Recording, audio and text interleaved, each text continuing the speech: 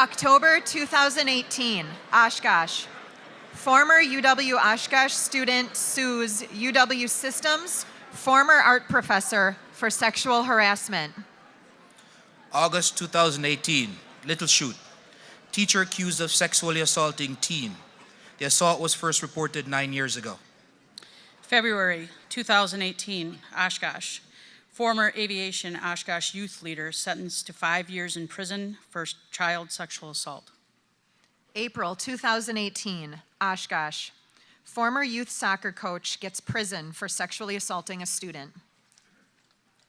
May 2018, Appleton. Grand Chute woman charged with sexually assaulting her children. May 2018, Hortonville. A Hortonville man charged, accused of soliciting nude images of girls on Facebook. August 2018, Oshkosh. UW Oshkosh fired volleyball coach after student sexual harassment allegations. 2018, Little Chute. Volunteer coach arrested for inappropriate online contact with children.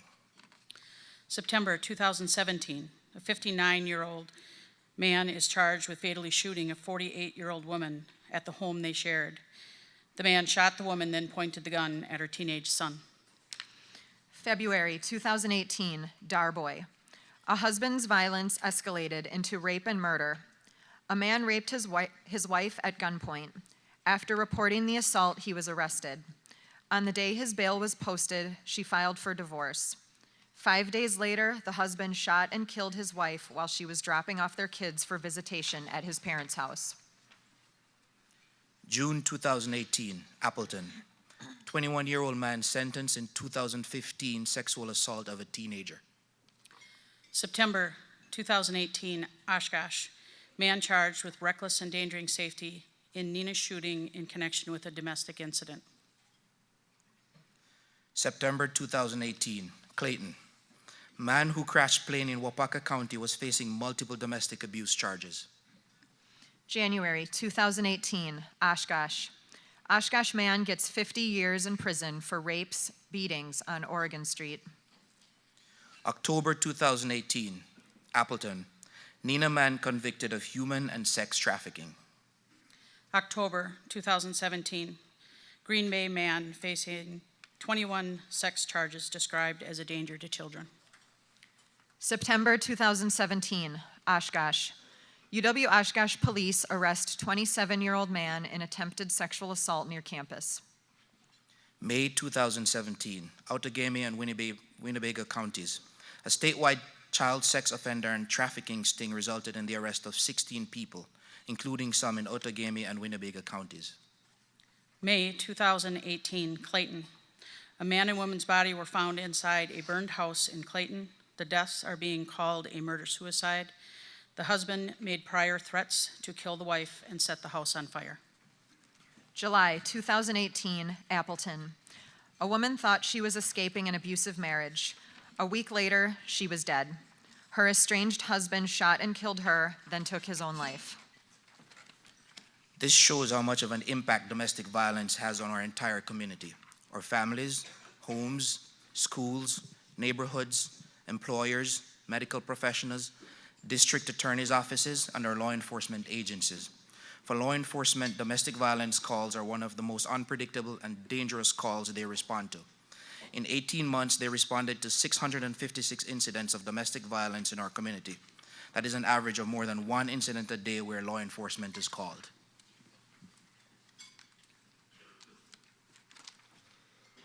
What if these people had been listened to? What if these people felt like they would have been believed if they told someone they should be able to trust? What if? Most of the time, when a group of people like us gathers in a room, we gather to celebrate and pat one another on the back. We take the time to bask in our accomplishments and our great character, but that is not what today is about.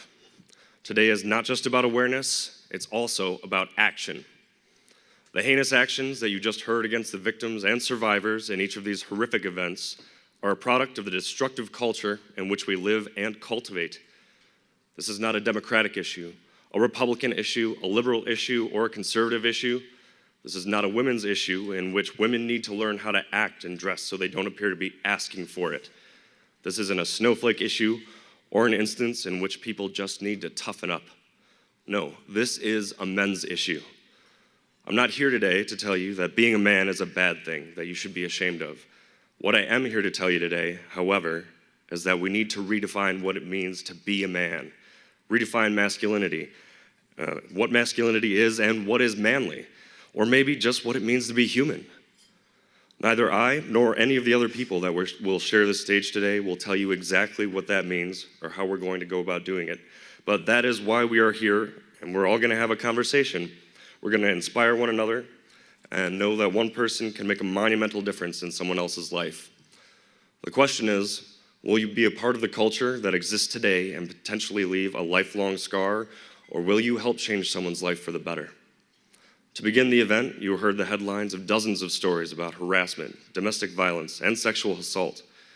We read those headlines because we all need to realize that these things are happening in our own backyard, and we have to stay vigilant no matter where we are, in schools, at work, or even the organizations we volunteer for. With that, there is one more headline that I need to read. August 16th, 2018, Appleton. Voices of Men community engagement leader resigns after sexual harassment reports. Was it really that bad? Was it just being overly flirtatious? You know how he can be. He's just really friendly. It could have been worse. Are they really victims? Was it really that bad? He was just acting like a man. With blind spots, right? It's not right to push boundaries, but it's not that bad. Yeah. Yes. It really was that bad. No, It was not just overly flirtatious. Listen to women. Listen to survivors. Believe them. Those of you who are close to people who behave this way and want to be there for them, do it while informed so you can get them the help they need. Check yourselves, educate yourselves, become an advocate for survivors. Men are in a position of power, and we are calling to you to listen to survivors who trust you and come to you. Stand with them. Support them. We recognize we are not the only ones who have been hurt by these actions. We recognize that our community and its people are hurting. We will be okay, but it takes every one of us in this room. This Is a call to action.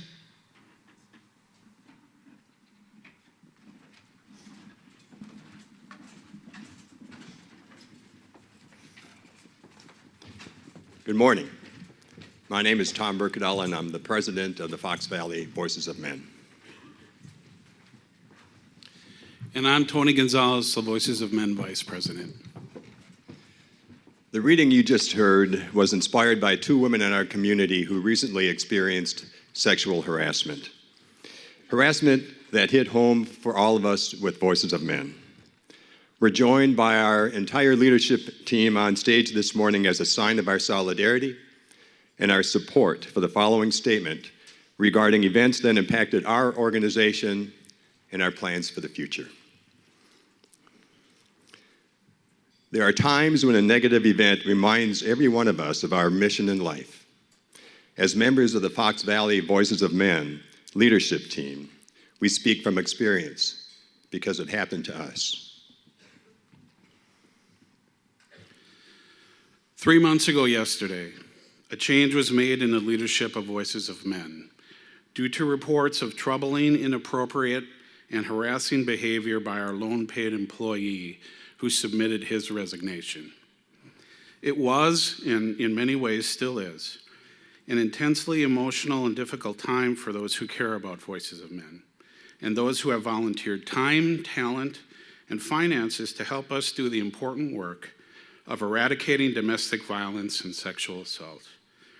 But it's also a time that has reminded us of the critical nature of this work and that more than ever, it must continue. So, for the past 3 months, that's been our theme.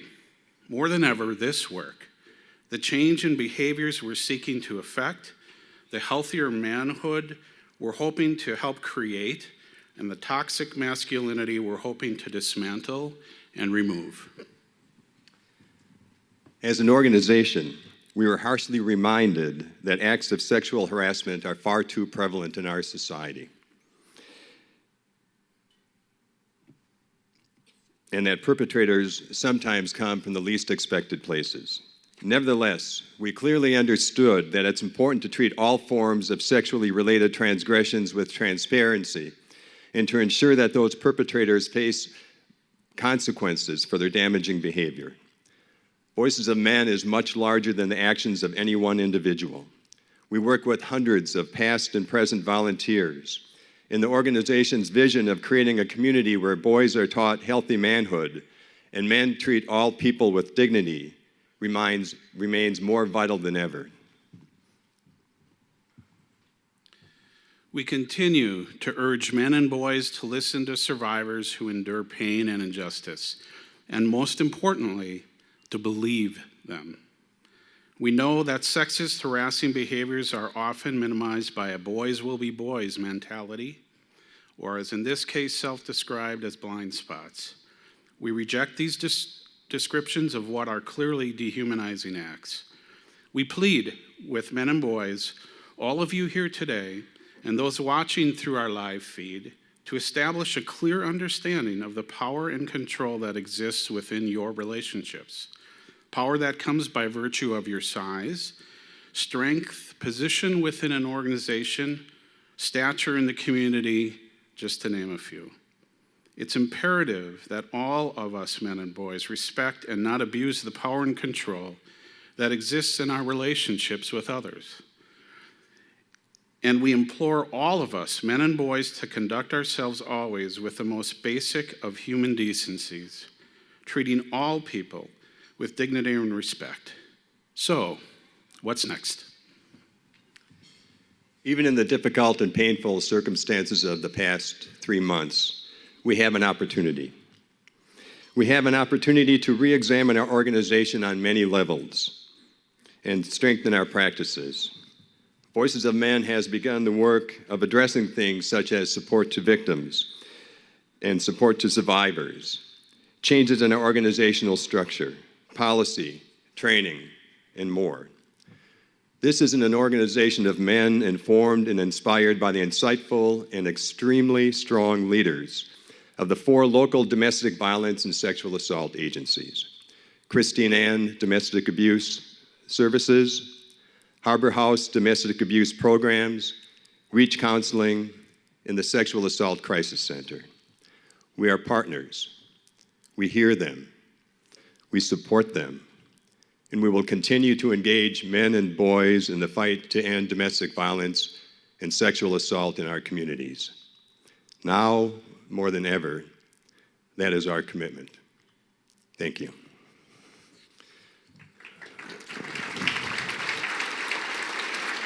We'd now like to introduce our MC for today's event, Guante.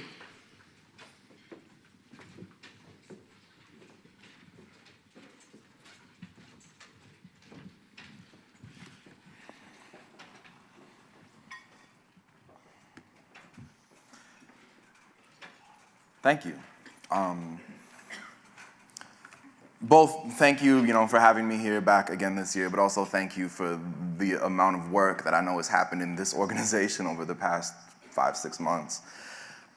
It's not an easy thing. It's not an easy thing to acknowledge in a big room full of people, but that's what we're here today to talk about, is accountability and action, and not sweeping things under the rug, but actually confronting them head on. So yeah, my name is Kyle. My stage name is Guante. I'm a poet. I'm actually, I grew up in La Crosse, so I'm from Wisconsin, and it's always nice to get back here. Some of you saw me here at this event last year. I'll share an example of what I do in a little bit, but I wanted to kick off this, the main part of our morning here with this idea. I think a key thing that I've learned from poetry is the power of taking really big issues and making them small.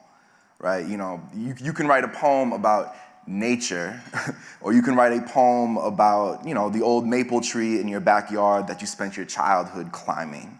You can write a poem about love, Or you can write a poem about a specific memory you have in which the concept of love actually means something to you. And then you can tell that story. We know that, like, you know, I could stand up here and say statistics all day and nobody cares. It's about stories. It's about how we connect to each other. And I think poetry in particular lets us zoom in on what is specific. The images, the memories, the scenes, and the actions. So we're not just saying empty words.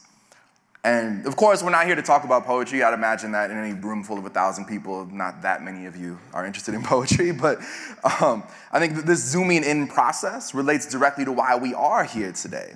We're not just here to talk about gender violence, right? We're here to zoom in and get specific about what we can do about it. What kind of power do we have? What specific actions can we take?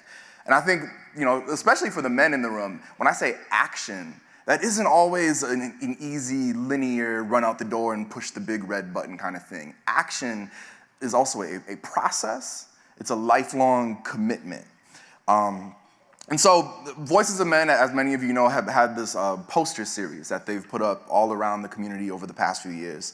And the first one that we're going to talk about today is pretty straightforward. It just says, "Listen to women." Listen to women, hear and believe their stories and experiences, help elevate their voices, and follow the leadership of women. And it sounds like that's happening in this organization, which I applaud. But it's also the bulk of what this morning's event is going to be about. We're going to get to practice that listening in a moment. Just before we get to our keynote speaker this morning, I just, again, in the spirit of being specific and zooming in, I want to point out a couple things that I hear in this larger statement about listen to women. One is, I think, on a personal level, again, especially for the men in the room, letting go of the defensiveness, the constant need to be right all the time or in control of a conversation or to look like we know everything, to listen rather than just, you know, the classic phrase, to listen rather than just waiting for your turn to talk. So much of this work is about stepping up and speaking out and being vocal, but sometimes it's also about shutting up. You know, I think that's important. Secondly, on an interpersonal level, I think this also makes me think about the importance of cultivating empathy, practicing consent, which we're going to talk about in a little while, but practicing consent not just in the context of sex, but in other physical or emotional spaces too, communicating with each other authentically and like treating each other with respect as human beings with, you know, our own autonomy and agency. And then finally, on an institutional level, on a larger scale level, because I know there's a lot of like leaders in this room right now, I think there's something in this phrase also about making sure that we have more women in leadership positions to be listened to in the first place.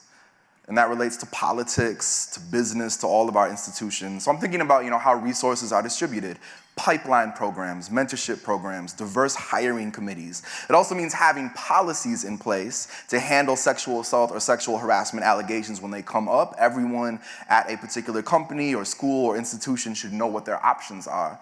And so again, I'm thinking that's going to be an ongoing challenge to all of you throughout this morning is how can we get specific? How can we examine our own, again, schools, companies, whatever, and make some changes that can have an impact? And so right now, like I said, we're going to have an opportunity to practice this call to action, this listen to women. I'd like to introduce our keynote speaker this morning, someone I've had the opportunity to work with over the past week, bringing these messages into middle schools all over the area. And we're going to come back, I think, in a few months to do a bunch of the high schools, too. Because, you know, when we talk about gender violence, you have to start early. A lot of my work is with, like, undergrads in college, and that's great, but having these conversations with middle schoolers has a real impact. And so I really am in awe and inspired by this person who's going to come up and speak today. Can we please welcome to the stage Chelsea Bonga.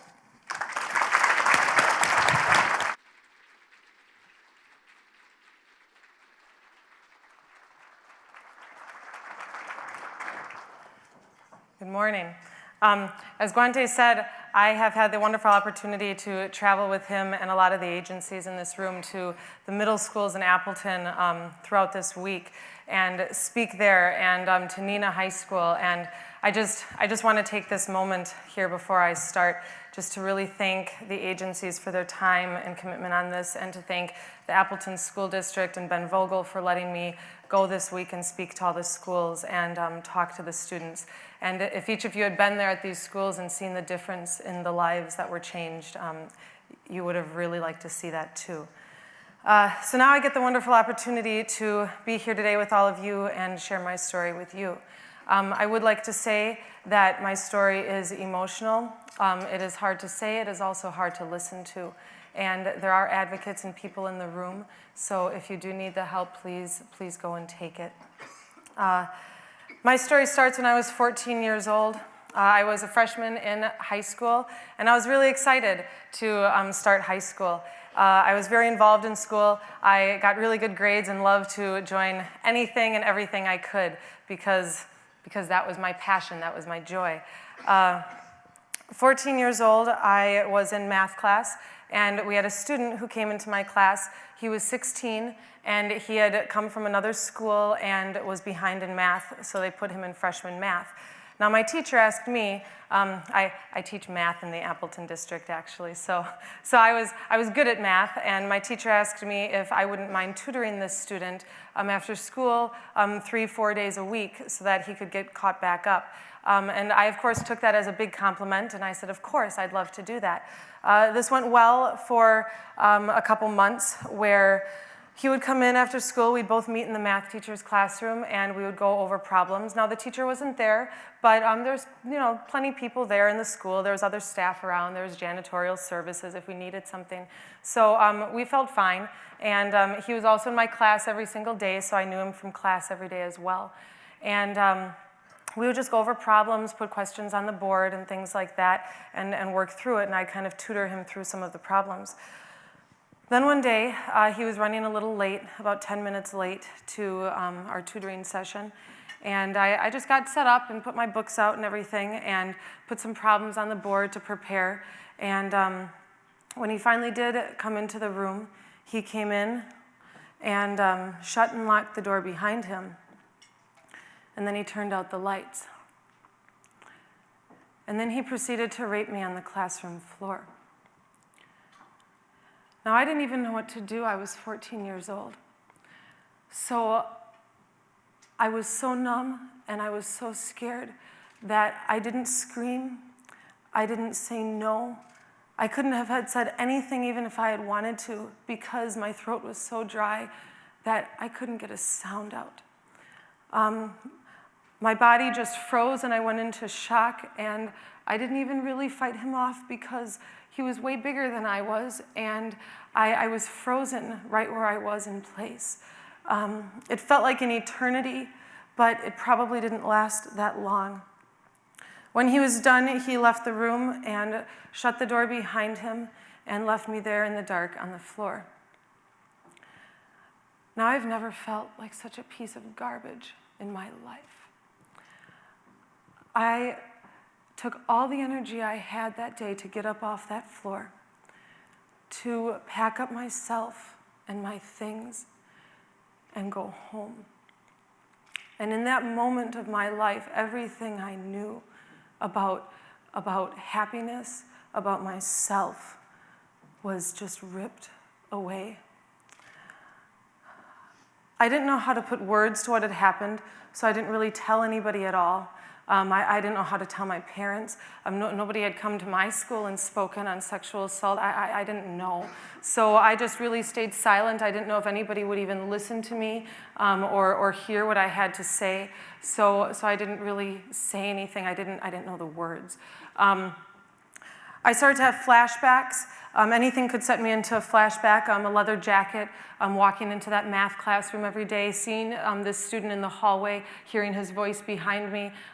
Tinkerbell, because I was wearing a Tinkerbell shirt that day, and I never wore that shirt again. So just seeing that, the opening of a Disney movie when she flies across the castle would zone me out for a good 20 minutes. I really started to get depressed. I wasn't really participating in my classes like I used to. I kept my grades up, but I really wasn't participating in raising my hand. I started to spiral emotionally downwards. I started cutting myself, and I just went completely numb emotion-wise because I didn't know what these emotions I was feeling even were or what to do about them. One of my friends noticed this a few weeks later and asked me what had happened. So I told her, and she brought me down to the school liaison officer's room to report it. So I told the officer what had happened, and he asked me to leave the room while he called my parents.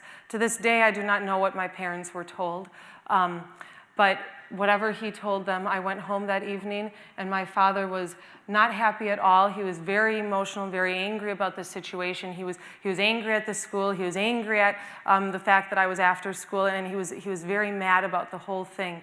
And my mom, on the other hand, she tried to do something good, but she had a list of questions. And so she brought me into my room and said, I have questions for you. And her questions were like, what were you thinking being alone after school like that? What were you wearing? And do you like this guy? Were you flirting with him? Are you curious about these things? Because I can tell you about this. And why didn't you ask permission to be after school? And how come you would be alone like that? What were you thinking? And all I could say was, I'm really sorry, Mom. I don't know. I'm really sorry. So I really had nowhere to go as far as my home because I felt like I had so much self-blame already, and now I had more. And nobody really took the time to ask me what had happened and ask my questions and ask my story. So I really sat there not knowing where to go or what to do. For the next 3 weeks, the police officer at my school would call me down to his office at least once a day, and he would bring me in there and sit me on a chair in the corner of his small little office, and he would, I would use the term badger, he would badger me with questions himself and ask me things like, did you want that? Did you like that? Did you touch him too? I'm sure you did. And I'm not going to ruin this young man's life because of something you say. And he would say that to me over and over and over again for weeks. He would say things like, if you had come here sooner, maybe I could help you. But since you didn't, obviously it couldn't have been that bad. Finally, after 3 weeks of this, what's a 14-year-old to do but cave in? So I said, if I just agree to whatever you say, can you just let me go out of your office? And he said, yep. He's like, you agree to what I'm saying and I'll let you go. And so I said, fine, whatever. I said, send me back to class. The next day, I was informed that I had meetings with social workers and that I had to do 25 hours of community service and other things around my community as punishment for my involvement in what happened. And so it was all recorded, and I had to write down hours and get it signed off and everything like that. So I completed my hours, kept my head down and my mouth shut, and thought that was the end of it and I could be done. Emotionally at this point, I was still very fragile. I was completely closed off. I could act happy, but I really didn't feel anything at all. So about 7 months after this, I really thought maybe it's not worth it at all. And I did attempt suicide. One of my friends found me and saved my life, and I'm forever grateful to her for that. And the next day I woke up and I thought, all right, well, now what? So I just decided to stay numb and not tell anybody because that hadn't worked really well for me. When I was 16, I was molested at knife point by my boyfriend at the time. He was an Eagle Scout and a good student. I thought I had chosen well. But I went over to his house, and he met me at the door and brought me in and held me at knife point while he molested me. I still have a scar across my chest from that experience that is a reminder forever. I did get away, and I did say no, and I went home. This time I did not tell anybody because I was very concerned about my parents' reactions because of the first time. I didn't tell any of my friends because I didn't want to go down to that police officer again, and I just kept my mouth shut because that's what I had been taught and told that I should do. When I was 18, I went off to college, and I was excited to go to college because it's a brand new experience, and I could get away from all this stuff in my life and all that crap and try to start over. So I went off to college and majored in math and education, thinking I could make a difference there. And I was excited about that, and kept my head down in my studies and had a study group for calculus because if you've ever taken a calculus class, those things are really hard. So I made sure that I had a study group and tutors and everything else to make sure that I could succeed in it because school was still my thing. And so I was in this study group. We met 3-4 times a week. It was 2 girls and myself and another, and then 2 guys. And we always got together about 3-4 times a week and did our classwork, studied before tests, and we did this all semester. They were my friends. We knew each other well. We would meet at the math center, the dorms. One of them had an apartment off campus that we were at a few times. So the night before the final wasn't any different. We all got together and we decided we'd study as much as we could and cram as much as we could in our minds before the exam at 8 a.m. the next morning. So we went over to one of the apartments, which we had been at many times before, and we started studying all of our calculus for about 2 hours. And after 2 hours, we decided that's all our minds could take. So we put our books away, and one of the group members put in a movie. And then the other girl in the group, she's like, it's already 9:30 at night. I have to go back and make sure I get a good night's sleep. And I said, oh yeah, I probably should too. So she left and I followed close behind. I made a stop in the restroom, and then I went out back into the living room to grab my backpack that was sitting next to the futon. And I leaned over to grab my backpack, and as I did that, one of the men in the room pushed me onto the futon and held me down there. I tried to say no, and I said no and stop it and screamed. And the other man who was still in the group actually stayed and sat on the couch across from me and watched the entire thing. He sat there and watched as I screamed and said no. And he sat there and watched as his friend held me there on the futon and raped me. And he sat there and watched as I tried to fight him off and couldn't. And I did finally get away and grabbed my stuff and my things and ran as fast as I could down the stairs, out the hallway, out the door, down the road and into the ditch in the grass, and ran as fast as I could. As I ran, I heard a car start behind me, and both of those men had gotten into their car and started following me down the road. And when they got to me, they rolled down their window and started shouting things to me like, nobody's going to believe you anyway, and what did you think would happen when you were there with us? And, it's your word against our word. What are you going to do? And I just kept walking and trying to ignore and walking. They even asked me if I wanted to get back in the car. They're like, get back in the car and we'll take you back. And come on, you know that you want to be with us. Come on. And I just kept walking all the way back to campus until they stopped following me. After a while, they did turn around and go back. It was a long walk back to campus, but I made it, and I again didn't say anything to anybody because I didn't think anyone would listen to that.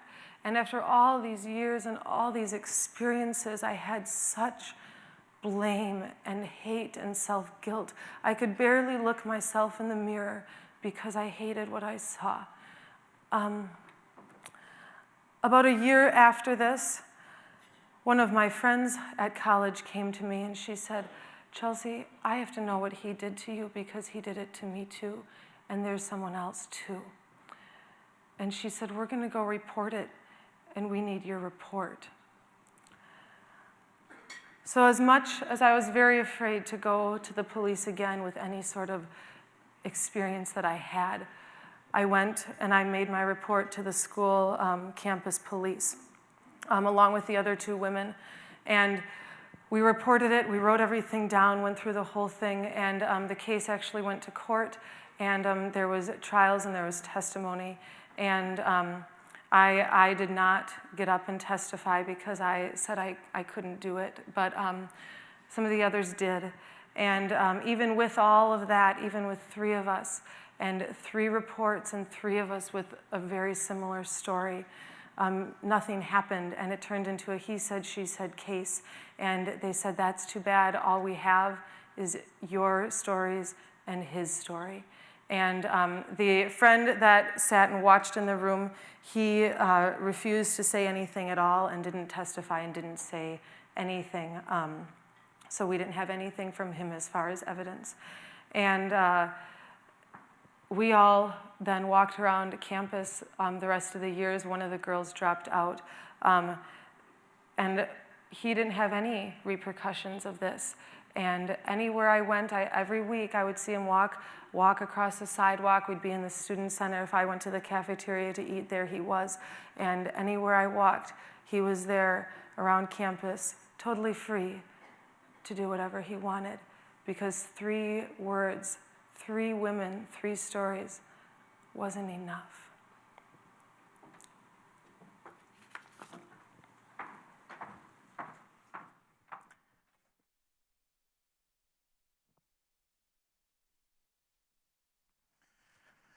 We should note that that's not the end of that story. But it is an important point just to stop and feel free to take a moment to breathe. When we've done the school presentations this week, we always make sure all the students know if you ever need a moment to step outside, you're totally free to step outside. There are advocates here to talk to. There are all kinds of resources and stuff as well. But as we hear that story, there's obviously so much to be outraged about, and that's good. We should be outraged. And before we hear the rest of that story, we're gonna take a minute here to highlight another one of the posters from this action series. This one says, "Look in the mirror. See our sexism, see male privilege, take an honest, fearless look at ourselves and make the needed changes."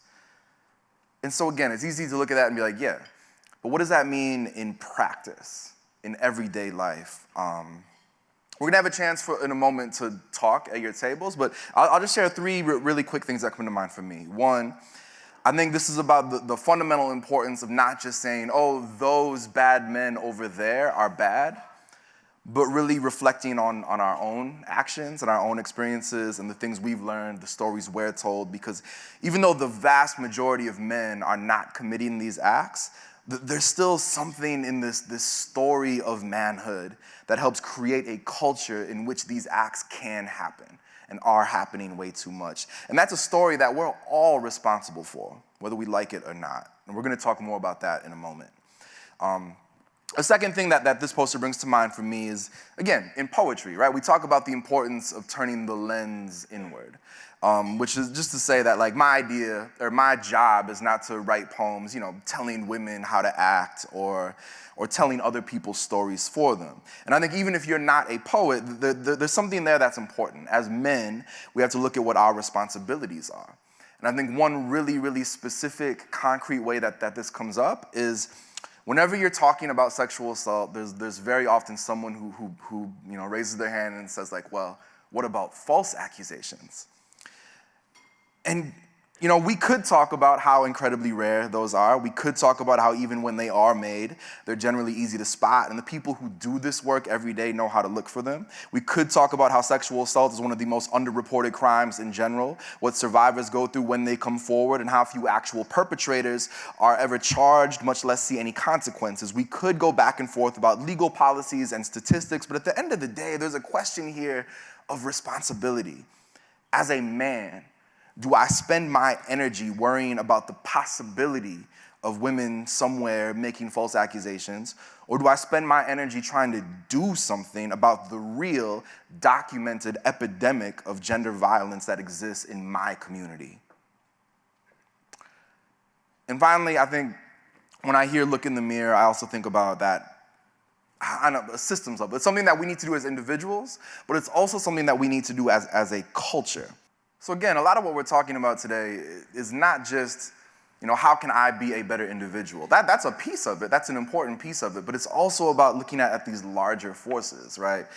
Culture. Culture isn't just also, media, advertisements, movies, stuff like that, but also, the culture of a workplace, the culture of a school, the culture of an institution. And so, but we can use media as kind of an entry point into this discussion. And so that video had some very explicit examples of objectification and devaluing women. But these messages are sometimes more insidious and more subtle. And so we're actually gonna give you a couple of minutes at your tables. We're not just gonna talk at you the whole time. We want you to engage a little bit. I'm gonna give you just a couple of minutes, 3 or 4 minutes at your tables to talk with each other about other examples. Because part of this is like, how do we train our eyes to see what's happening, right? So can you think of other examples of media, again, movies, commercials, TV shows, music, etc., that devalues or objectifies women? And actually, in the spirit of being critical and being specific, I want to give you a specific challenge here. Why don't you start with your favorite movie or your favorite TV show? How are women represented in it? How are issues of gender and violence represented in it? Because if we can start with the things that we love, we can train our eyes to see things that are all around us all the time. So again, just take 3 to 4 minutes to have a quick discussion at your tables about this question.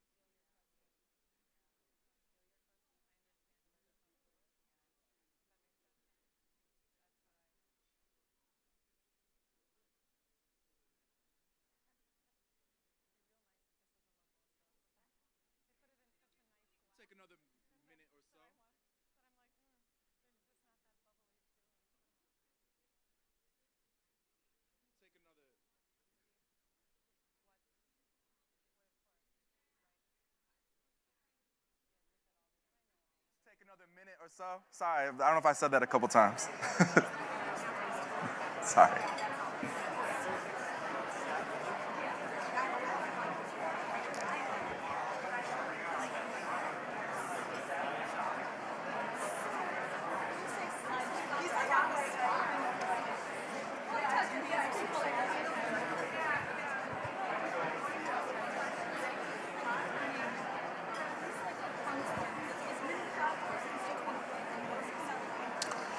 So if you want to start to maybe wrap up a thought you might be having.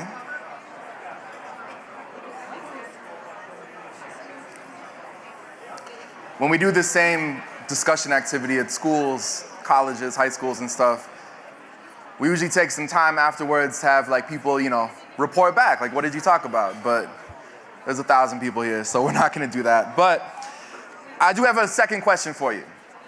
So, I hope that there was something interesting in that discussion and something generative. But I want to ask you a follow-up question, just for a couple of minutes to discuss, in the spirit of what this event is all about, right? If these are the messages that young women are getting about beauty and self-worth, what kind of messages are young men getting?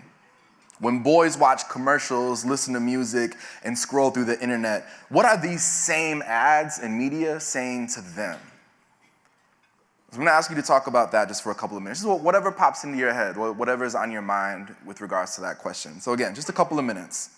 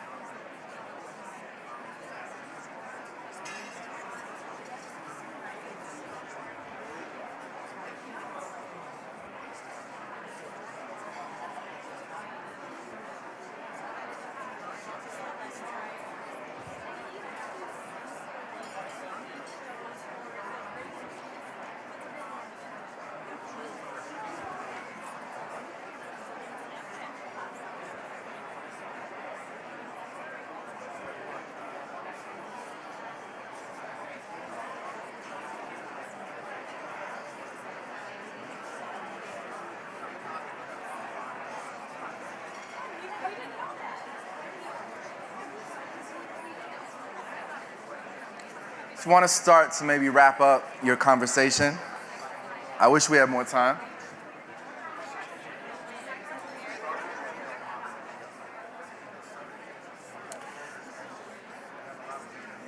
And now, clearly, 3 minutes for questions that are this big is not adequate to get to the root of it, to get to the foundation of what we're trying to talk about. But the idea is that it's just about planting that seed, right? And then as we go through our lives and other places, we have to be able to water that seed, just to continue to think more critically about the culture that we're exposed to, as well as the culture that we help create. And so in that spirit of thinking more critically about these messages and how we're raised in a lot of ways, I'd like to introduce the prevention educator with the Sexual Assault Crisis Center, Fox Cities. Please welcome to the stage, Shayna Pike.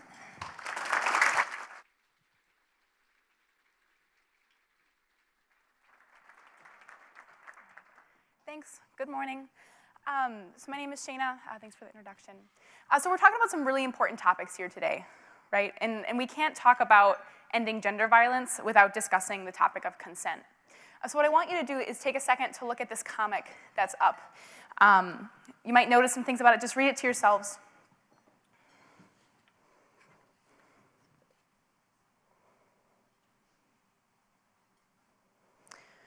So there's a lot of confusion about consent, right? What it looks like, sounds like, is it implied or not? And I'm hoping that we can clear some of that up today. And there's something a little off about this, right? So it says, wanna watch Pulp Fiction? Sure. Half hour later, not really liking this, let's do something else. No, you said you'd watch the movie, so we're staying until it's done. That's not really a realistic portrayal of how that interaction would go, right? And if it is, that's not a friend I would wanna hang out with ever again, right? But I'm sure most of you can see that this is ridiculous, right? It's ridiculous and not real life. If somebody wants to stop watching a movie, we would stop watching a movie, even though they said 30 minutes ago that they were into that, right? But if this comic instead wasn't talking about watching a movie and was talking about having sex with somebody, maybe we wouldn't necessarily think twice because they said yes earlier, right? We use consent all the time in everyday situations. This is not a new topic that I'm telling you all about. Do you want to hang out? Can I borrow your car, right? Do you want to go to the movies? Just simple asking permission, that's all it is. But for some reason, can I kiss you? Can I have sex with you? May I hug you? How far do you want to go, right? These sound foreign and awkward for some reason. Consent isn't just about sex and relationships. It has never been about sex and relationships, or only about sex and relationships. But that's the context in which we often fail to ask for it. And I get a lot of these reactions when I'm in the classroom too. You ask, about consent, and people just kind of look at you like, yeah, it's good, but I don't know how to do it, right? What do you do with it? So we get that it's important, which is awesome, right? But we don't know how to ask for it. Do we need to ask for it? Isn't it implied sometimes, right? Or won't asking ruin the mood, which is a good one. In relationships, we make a lot of assumptions. What'll happen if you invite somebody home, as we saw in the video, right? What'll happen if you buy them drinks, or if they wear a revealing outfit. We may think that these situations have implied consent, right? And that they're the unwritten social code of how sex just happens. But these assumptions are why we're here today. Rape culture is so embedded into our lives, even into our language. When we talk about sex, it just happens. We got lucky, scored, went all the way. But there's no such thing as getting lucky in sex, right? That's not how it works. But rather, it's consenting people making a conscious decision together, right?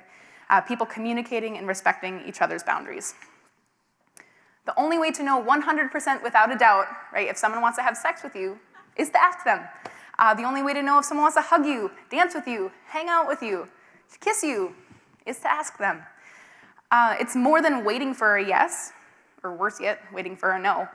Asking is a fundamental way to show respect, communicate, make sure everyone's on the same page, right? Make sure that you both want the same thing. It shows you're respecting each other, establishing boundaries, respecting boundaries, checking in with yourself, right? And even opens up new possibilities. It's as simple as, hey, are you okay? Do you like this? What do you want to do? Consent is not a legal document to check off, right? There's this thing now going out where there's some apps that you can like verbally get consent or have a check mark of consent, and that's not the right way to go, right? Consent is not one and done. It's active, freely given, sober, and can change at any time. It's an ongoing process, not to be complicated on purpose, not as a ploy to land men in jail, or to peg them with false accusations, right? It's because people in relationships are dynamic and ever-changing, and people can change their mind. That's their right. The good news is consent can be embedded into our culture too, and it starts with our everyday actions and how we treat each other. Pay attention to body language. Ask before hugs, high fives, or hanging out with people. Pay attention. When someone says stop, knock it off, I don't like that, right? We stop. If we don't get the answer we want, right, we don't pressure or persuade them. We accept their answer. These are things that you can do right now, today, right? Does asking for consent make the flawless idea of rom-com movie romances where you get swept off your feet and somebody kisses you unattainable? Maybe, right? Disney lied to us. But relationships are never like rom-coms, and hopefully that's not news to you. And if it is, sorry, but we don't have a script to follow. Relationships, romance, sex, and consent doesn't just happen, right? And actually, asking can be a romantic gesture. You just have to add your own unique flair. Consent is only with a yes, and the best way to get a yes is to ask. Thank you. Oh, sorry.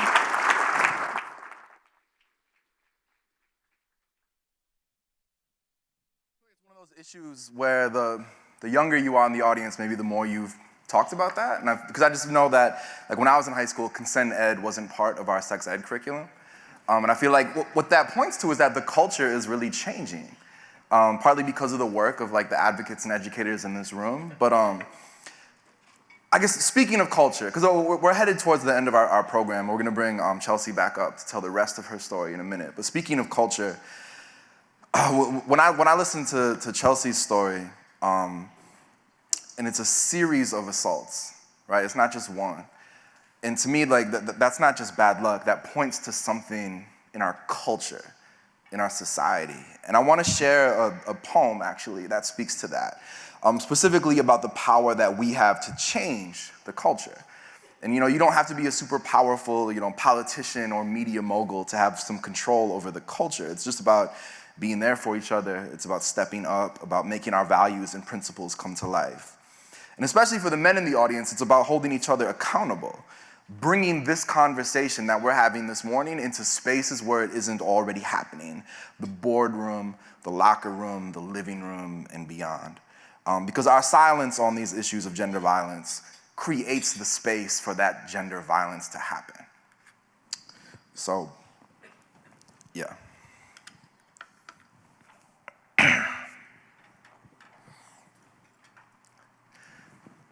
There is a conversation that never happened.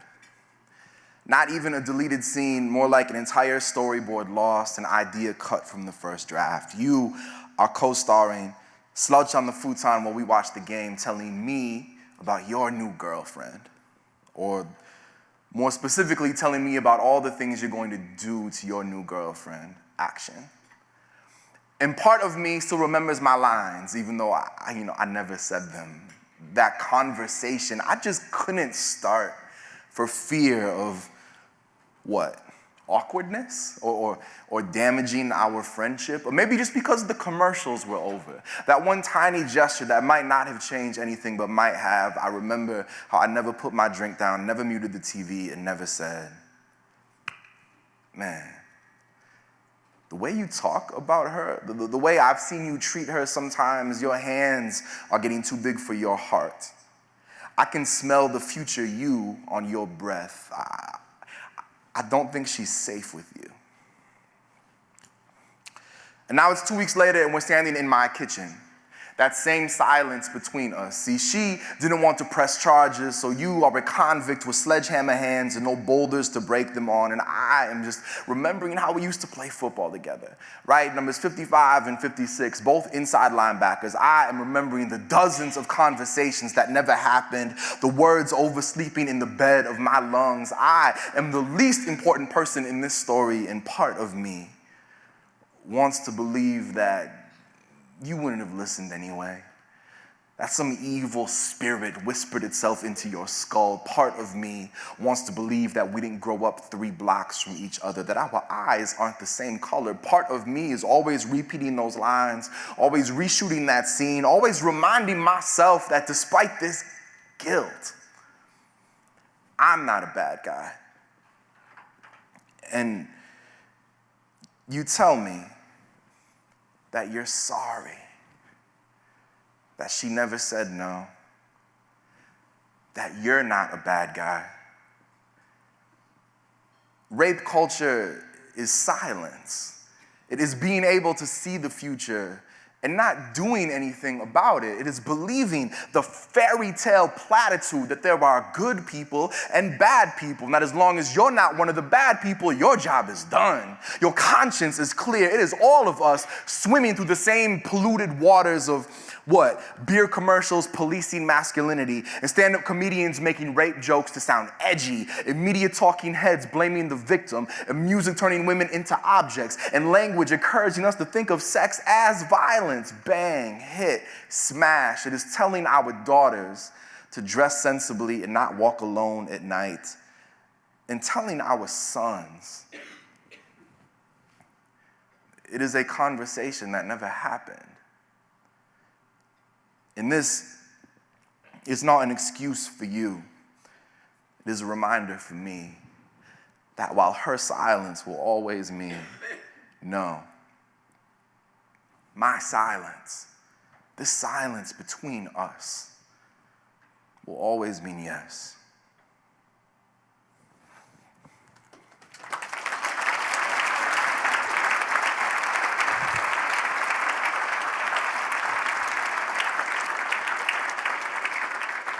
And so with that, please help me welcome Chelsea Bongert back to the stage.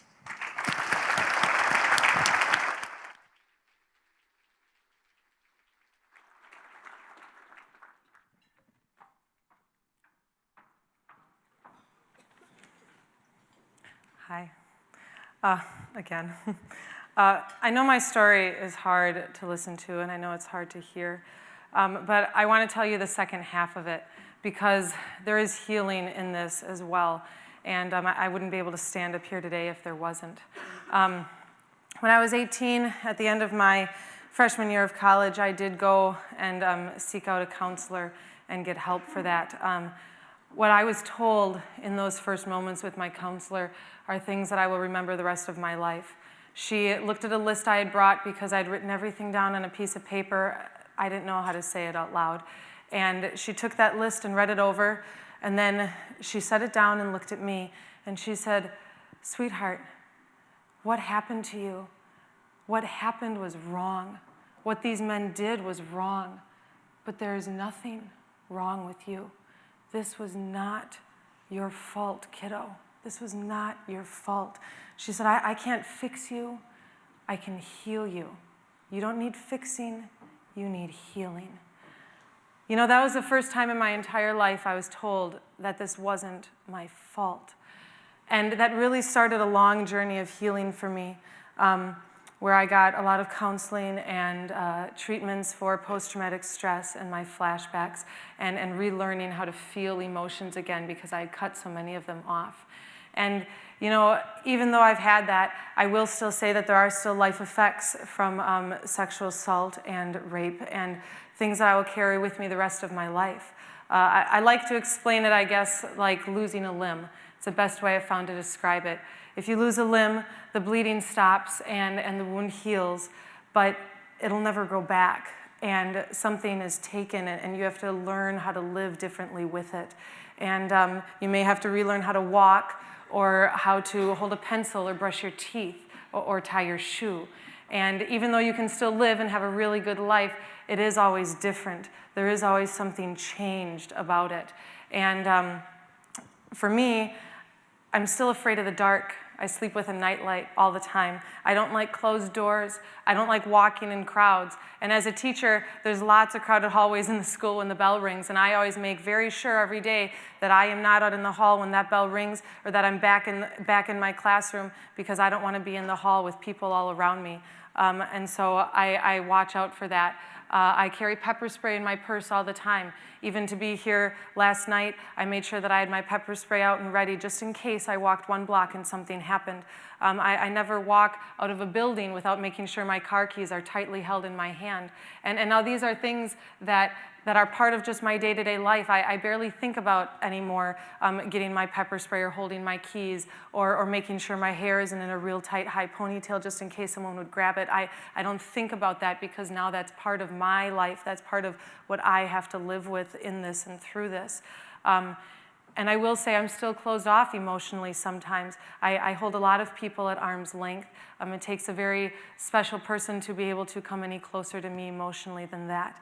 But you know, for those people in this room who maybe have a story like mine, or maybe have a family member who has a story like mine, I do want to say that healing is possible. And that can be part of your story too. When we come to a point in our healing, no matter what your trauma is, maybe it is sexual assault, maybe not, maybe you have a different trauma in your life, but you come to a point in your healing where you have to make a choice. And I came to a point personally in my own healing journey where I had to make a choice where I was going to live, where I was going to put my heart. And I could have put it there, and I did for years. I could put it in my past. I could put it in the pain and in the hands of those people that did that to me, and I could wallow there in that pain. Or I could take my heart and I could put it in the future. I could put it in the hands of God and see what He did with it.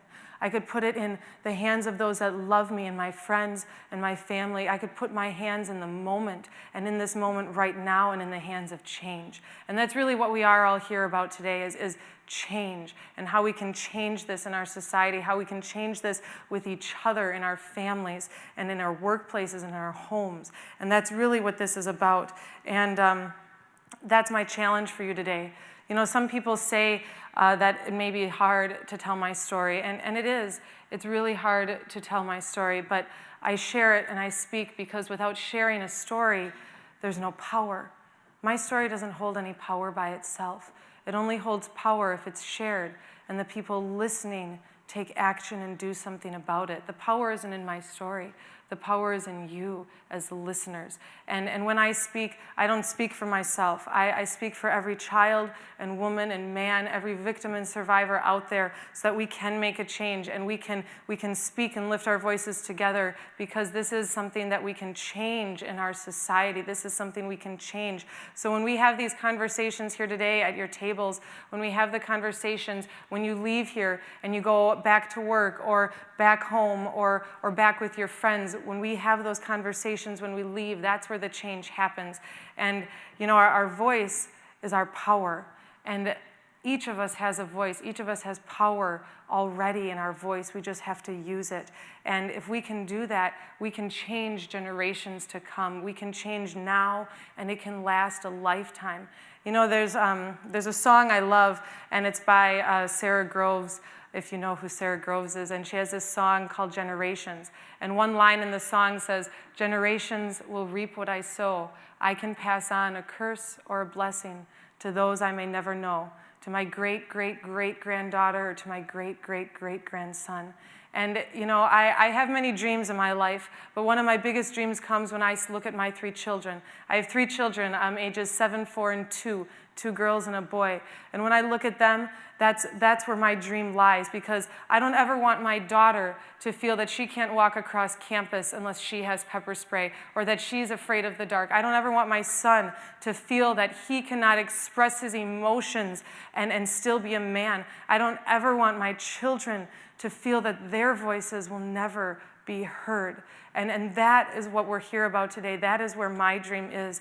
And if we don't want that for our own children, our own grandchildren, this is the time to make a change now, because I don't want them to ever stay silent and feel like no one will listen. So please, today I ask you that when we're all here together, that you hear my story, that you hear everything said, and that when you leave, we can go and make a change, and you can use your own powerful tool, that you can use your voice. And I have no doubt that with that, change will happen and change will come if we just start the conversation today.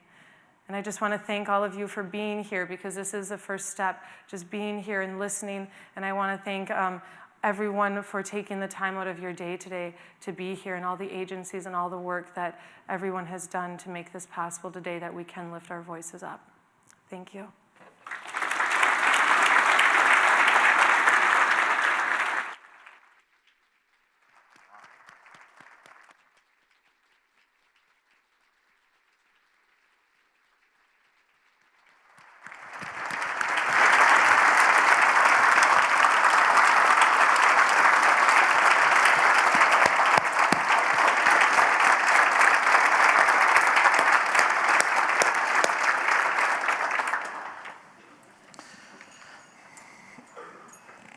I'm going to speak for everyone here, just to, again, say thank you for sharing that. And for sharing that this morning, but also for the work that you do generally.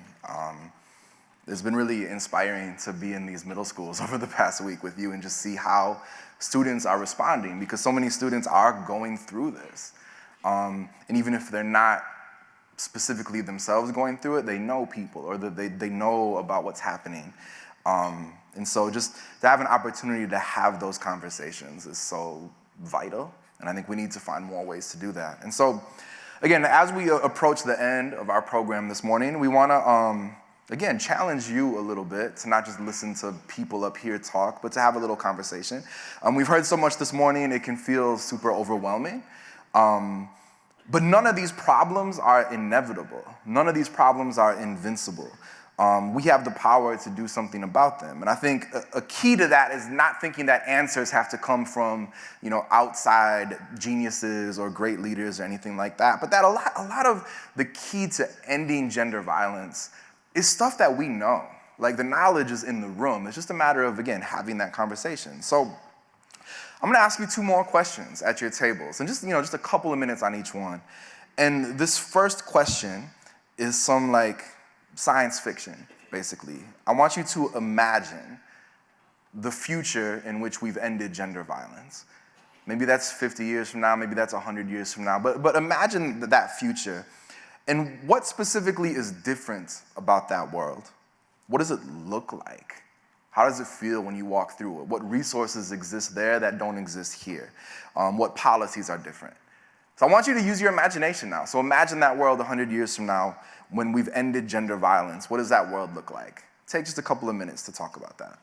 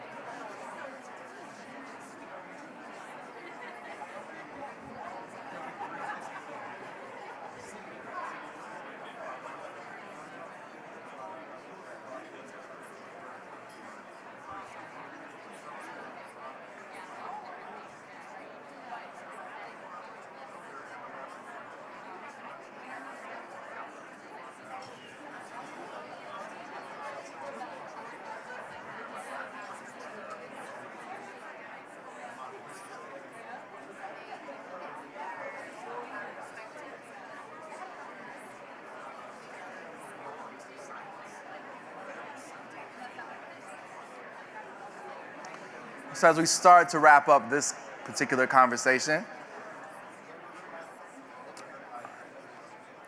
it's interesting to hear some of the connections between what we talked about earlier and then this question about, in that future world, the media is probably different, right? Like the young people right now who grow up to become creators, whether that's artists or media people or whatever, like they'll take this culture shift with them into that world, hopefully.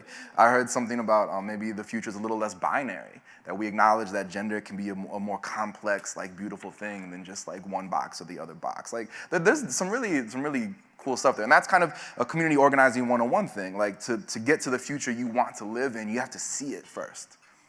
And so for the second question, and this will be our last discussion question this morning, we're gonna take just a couple of minutes to work backwards then. So you've had this vision of the future. How do we get to it?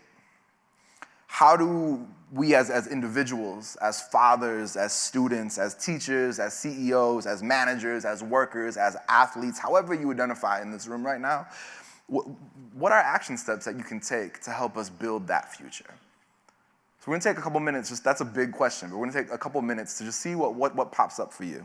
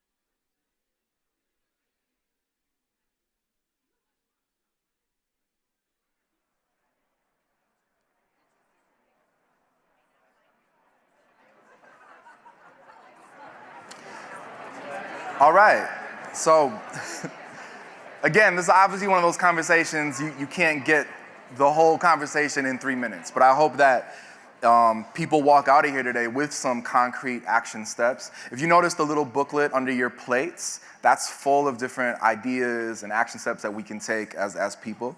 And again, as we approach the end of this morning, I'd like to introduce Dean Gruner to thank our sponsors. Please welcome him to the stage.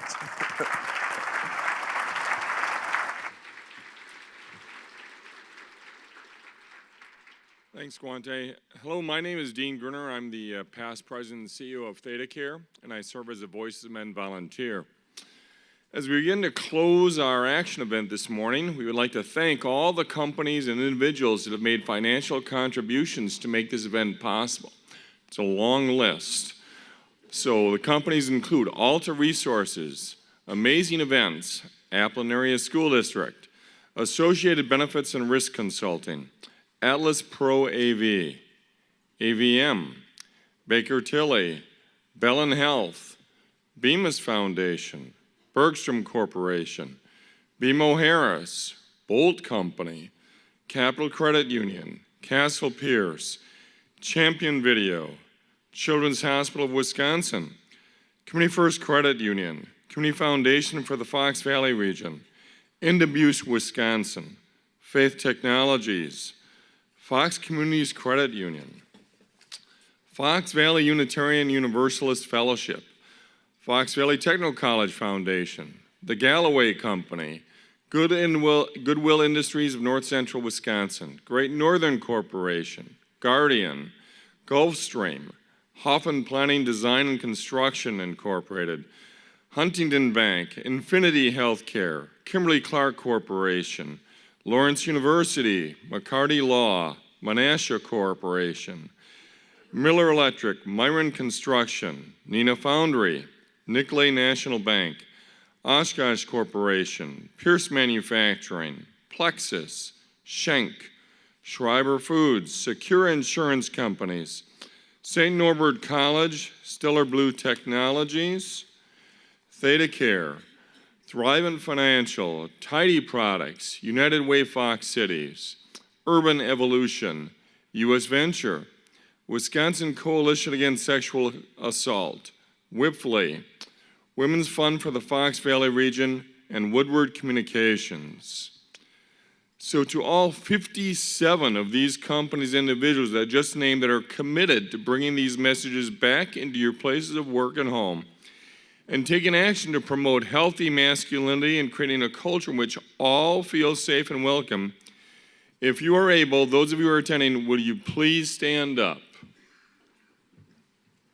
And please remain standing.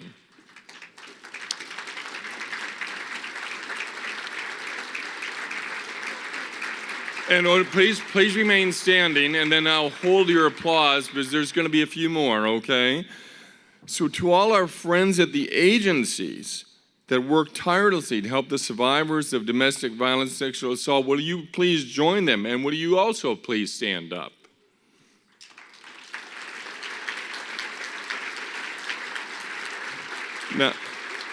Now to all the middle school, high school, and college students, the future of this new culture, we're hoping to all see and live every day. If you are able, will you please stand up also?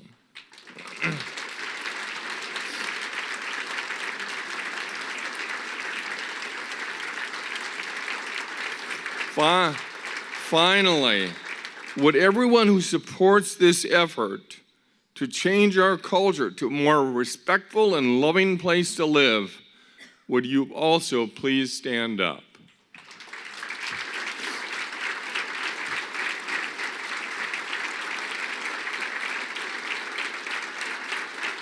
So, please remain standing. We are all supporters of this culture change. And we hope that we are all of the survivors in this room feel that support. We are the people that are desperately trying to learn how to change this culture. We are here to listen to your stories and encourage you. We are proud that we have so many wonderful financial supporters, but we are overjoyed to be in the presence of our agency leaders and volunteers, and maybe most importantly, the youth of our community who will see our commitment on this issue and lead future generations into a world of a better culture. Everyone, let's give us one last standing room of applause and commitment to this effort, and then you can be seated.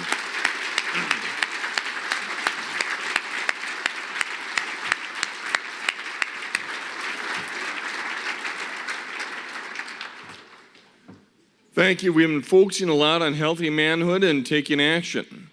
So the 11 Things posters offer actions. Please look at them out in the hallway. This pamphlet, zines, are full of actions. I'd encourage you to take a look at it, take it with you, and think about which ones you want to implement yourself. Action comes in many forms, and you now have the opportunity as individuals to help with your time, talents, and/or treasures. Please, everyone, take out their name badge. So take your name badge And if you turn it over, you'll see that on the back there's an action card. Please consider checking any of the boxes that you are interested in. And if you'd like to be on our email list, print neatly I said, your email address, and then leave the card in the bag on the table. If you'd like to make an individual financial contribution, there are envelopes and pens on the table also. Before you leave, put your plastic name badges on the table in the same bag so we can recycle them. I'm now honored to bring back to the stage Guante. To all of you again, thank you so much.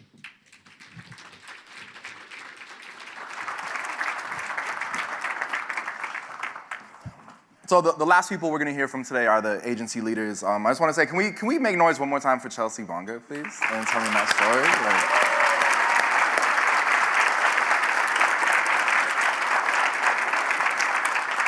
And I'll say, really briefly, the reading of the sponsors is not always the most exciting part of the event. But as someone who goes around the country and does this work, that's kind of an amazingly large group of sponsors. And I think you have something really special here in terms of buy-in from the community. And that relates to our last poster we're going to talk about here, which is Stay On It. It says, invite other men to help end sexual assault and domestic violence. Step up 24/7. So before we bring up the agency leaders to close it out today, I wanted to debut something. This is a poem that I've never shared before, and kind of in some ways inspired by some of the stuff that we did this week in terms of visiting the schools and having these conversations with young men, middle schoolers and high schoolers, right? And it's called the art of taking the L. And I know that's a slang term. What does taking the L mean? Yeah, the loss, accepting the loss, right? And so I'll share this, and then we'll hear from the agency leaders, and then we'll be out of here.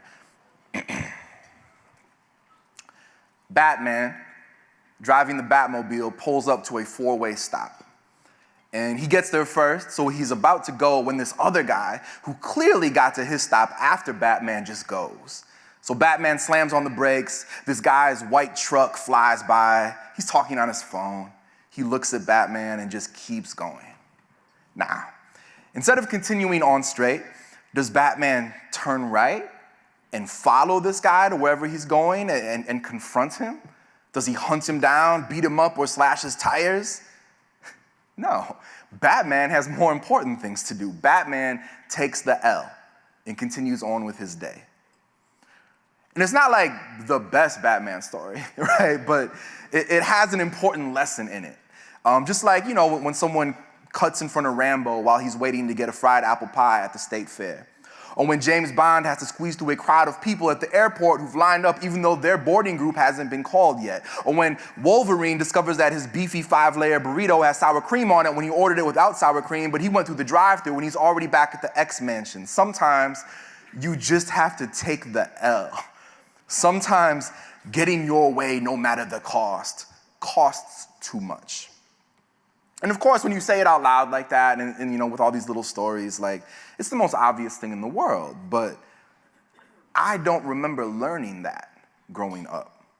Because we never hear these stories, right? We only hear the other ones, all those heroes, all those powerful men, always in control, always dominant, always winning. So I played football growing up. How many of y'all play football or have played football? Wow. That's a very large portion of the room. And so I'm sure you can finish this quote for me, especially in Wisconsin. Winning isn't everything, it's, right? So one, have we all just decided that makes sense? But anyways, no, but y'all get it.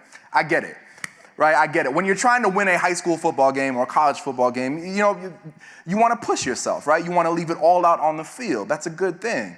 But football was also the first time I, as the child of a single mother, was ever in an all-male space. So this was also one of the first lessons that I learned about what it means to be a man. You win.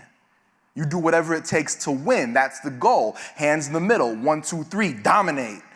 And there's something about being young and being male, and especially when you're also white or white enough, where winning always seems not just possible, but something that you're entitled to.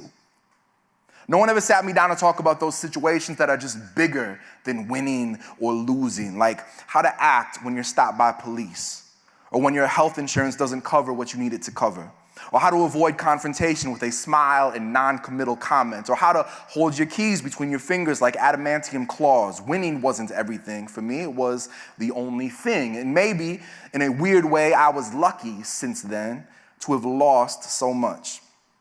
You know, between death and sickness and heartbreak and all the things that give a young man perspective, learning how to lose, learning that I am entitled to so little, saved my life more than once. And is it ironic that every so-called alpha male I've met in my life has been kind of pathetic, you know?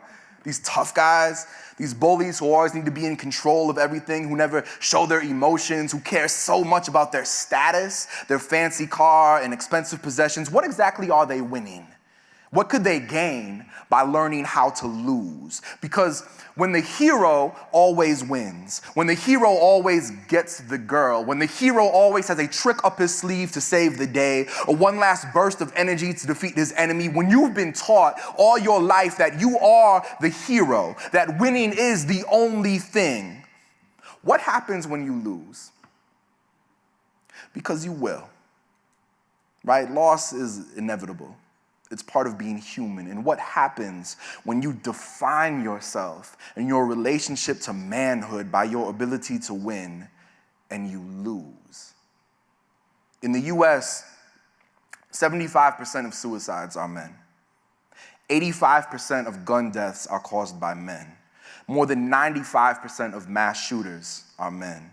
The vast majority of sexual and domestic violence, no matter who the victim is committed by men. And we know that rape isn't about sex, it's about power. Sexual harassment isn't about pleasure, it's about control, it's about entitlement. Our heroes never ask for help, never ask for anything. The rugged individual, the self-made man, the Dark Knight, 007, Weapon X, all these code names, all these masks, all these hysterical TV pundits and pseudo-intellectuals saying that men are in crisis because we've forgotten how to be men. I think we've forgotten how to be ourselves. Untethered from that stereotype, that burden, all these heroes to look up to, all these men we will never be as strong as, because they're not real.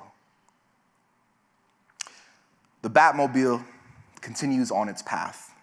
Batman has to pick up his 2 daughters from volleyball practice. There's no Joker in this story. Doesn't mean that there aren't villains in the world, though. And yes, there are some times when taking the L is unacceptable, when you fight on no matter the odds and never give up. And yes, our heroes do teach us some good things. Be true to your word, stand up to bullies, do the right thing, even when it's hard. But none of that has anything to do with being a man, much less a hero. It has everything to do with being yourself. Whether you're Bruce Wayne on a budget, or Wolverine with bones simply made of bone, or a father driving along with the family he loves, windows down, just going home.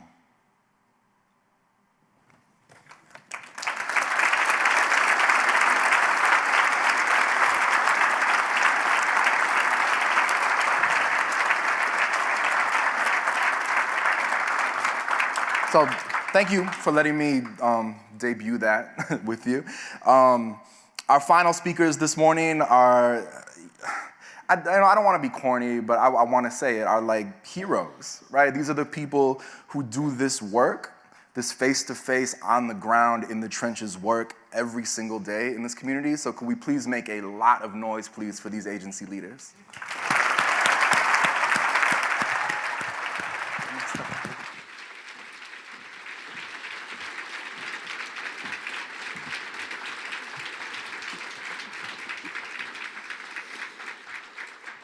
Good morning. I'm Beth Schnorr with Harbor House Domestic Abuse Programs, and I'm here with my colleagues Lynn Byer for Reach Counseling, Amy Flanders from the Sexual Assault Crisis Center, and Beth Oswald from Christine Ann Domestic Abuse Services. Every year at this event, you hear us talk about more sexual assaults and cases of sexual harassment that are happening in our community.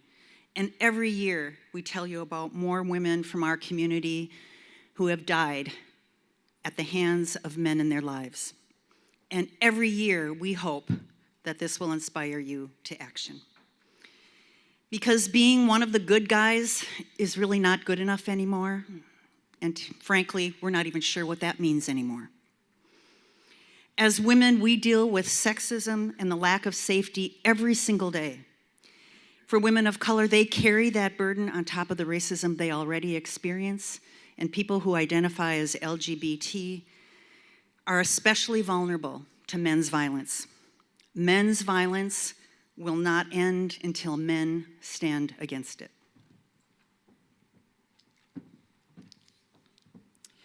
We need you to step up every day to change our culture, because we know it can't be done without you. So we are calling on you first to have the courage to look inward, to let the information you receive today just sink in. We know it will be uncomfortable, but being vulnerable does not mean you are weak. Allow yourselves to feel the emotions this evokes in you. Think about how these emotions impact you. One of the most important things you can do is to be an ally in the work to end gender-based violence. Be honest with yourselves.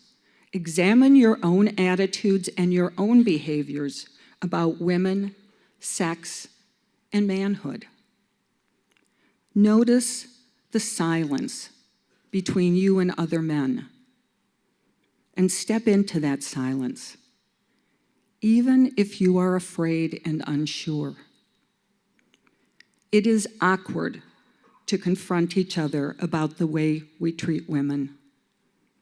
It takes practice, but you can do it. There are 1,000 people here today, but attending this event is not enough. Make these issues a priority. Unite with men across differences of race, class, and gender expression. Support funding for our agencies. Become a volunteer. Make it socially acceptable for men to become vocal and public allies against all forms of men's violence. So what can you do today? Take some of our 11 Things posters that you'll see in the hallway on your way out and put them up at your workplaces, your faith-based organizations, or your school, and actually start a conversation about just one of them with some of the men that are around you.